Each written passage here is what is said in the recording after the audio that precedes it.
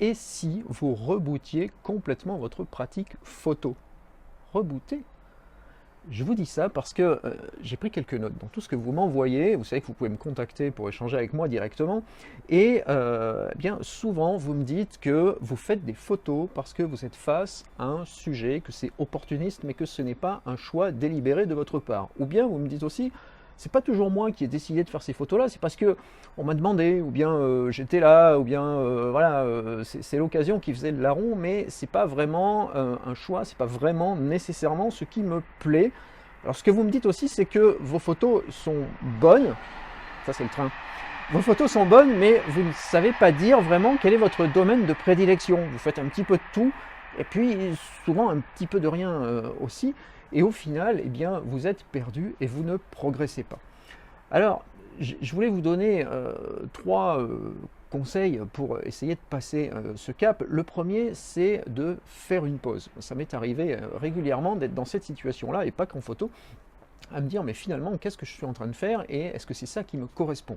Donc, changer d'activité. Pendant un moment, arrêtez la photo et puis faites autre chose, faites du sport, faites une activité artistique, culturelle, ce que vous voulez, c'est pas très grave, mais nourrissez-vous de quelque chose d'autre, prenez du recul, ça va faire retomber un petit peu la pression et généralement, en prenant du temps pour vous, ça va vous aider, d'autant plus que on est dans un système aujourd'hui qui nous prive un peu du temps libre, hein. On a tous des journées bien chargées, donc de pouvoir de temps en temps se dire tiens, je me prends une heure pour moi et puis je me pose et je ne m'oblige pas à faire des photos en particulier, eh bien ça va vous faire le plus grand bien.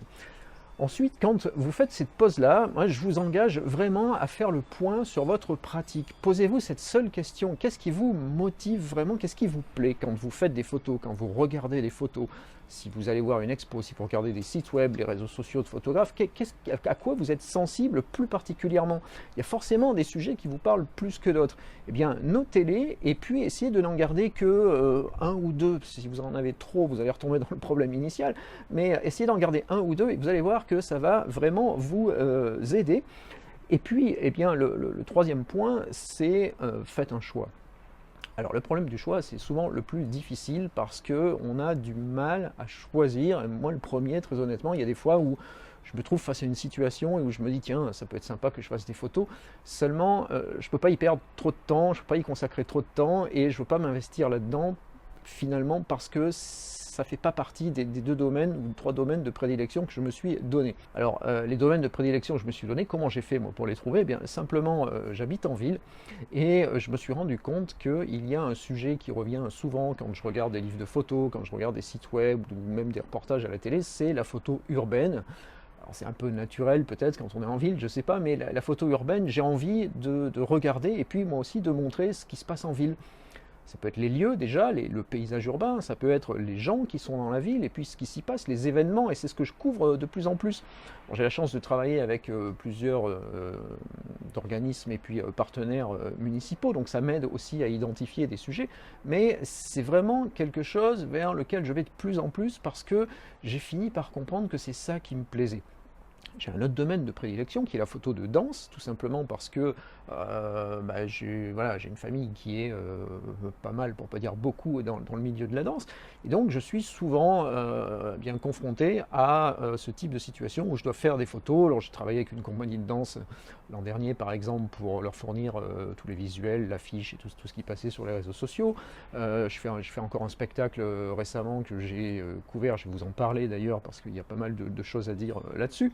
Voilà, j'ai fait ces choix-là en me disant maintenant moi c'est ça que je veux faire et c'est pas le reste. Alors ça m'empêche pas de faire des photos d'autres sujets quand je suis en vacances ou des photos de mes proches, mais ça c'est pour moi, je le publie pas. Ce que je publie, c'est vraiment tout ce qui tourne autour de ces deux domaines et c'est ce que je vous invite vraiment à faire parce que vous allez voir que ça va vous donner déjà une couleur, une tonalité en tant que photographe. On pourra dire ah bah tiens cette personne-là c'est focalisé, hein. Vous savez les anglo-saxons disent on est focus sur quelque chose. Et bien de faire ces choix, ça devrait vous aider à progresser. Alors le choix il doit aller jusqu'à la mise en ligne. Tout ce que vous publiez, tout ce que vous montrez en ligne, ça peut être une expo ou un livre, hein, c'est pas nécessairement sur internet, mais tout ce que vous montrez, eh bien essayez de faire en sorte que ça soit calé sur ces 1 ou 2 domaines que vous aurez choisis. Vous avez une page Facebook, un compte Instagram, un site web, une galerie en ligne, un Flickr, un 500px, ce que vous voulez.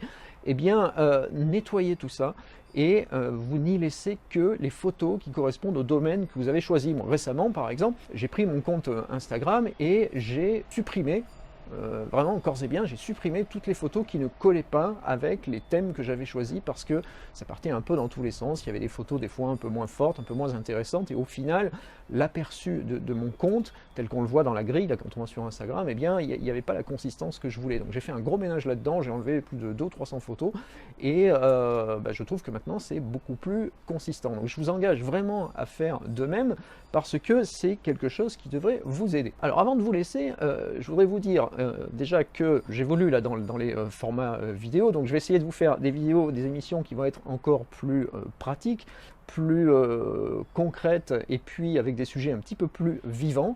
Alors on va voir comment tout ça va se mettre en place. Et puis surtout je voudrais privilégier l'échange direct entre vous et moi parce que je sais que c'est pas toujours simple sur les réseaux et sur YouTube par exemple de communiquer ou de donner des choses un petit peu personnelles. Donc pour ça je vous engage vraiment à cliquer sur les petits boutons là qui s'affichent dans la vidéo. Vous pouvez intégrer ma liste de contacts perso, donc comme ça vous avez mon adresse mail, vous pouvez m'envoyer vos questions, on peut échanger, je le fais déjà avec pas mal de monde et puis ça me permet de vous tenir au courant aussi de toute l'actu, des nouvelles émissions, de tout ce qui se passe. Donc voilà, vous cliquez par là et puis on se retrouve très bientôt pour un prochain épisode.